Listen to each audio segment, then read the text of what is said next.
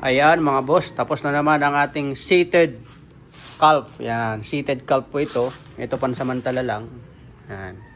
Para sa isang bench ko to eh. Ito yung isang ginagawa natin maliban sa pagbablog ng boxing. Yan. Gumagawa po tayo ng equipment. Sa ngayon, wala pa kasi akong fabrication talaga na malawak. Kaya hindi ako makagawa ng marami. Yung mga ginagawa ko lang, pa isa-isa. Yan. Tulad nito. Pag natapos ko to, pipinturahan ko ng epoxy. Yan. Powder coat sana. Kaso wala naman tayong powder coating pa. No, yun yung mga gusto kong magkaroon powder coating.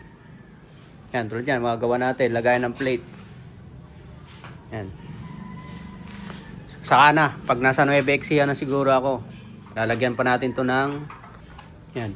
Itong upholstery. Ako rin gumagawa nito. Yan.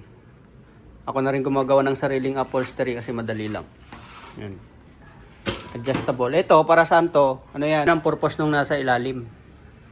Kumbaga, kung sobrang bigat, hindi mo na kayang ibalik. May tukod siya. Para hindi babagsak dito. Tutukod siya. Pero kayang-kaya balik yan. Yan. Adjustable. Tapos, checkered plate yung ginamit. Kapal. Nilagyan ko ng tornilyo sa ilalim para removable. Para kung makaskas man to, pwedeng repaint. Ang kagandahan kasi sa epoxy paint, madali siyang i-repaint. Kapag powder coat ang ginamit, mahirap na. Kailangan buo.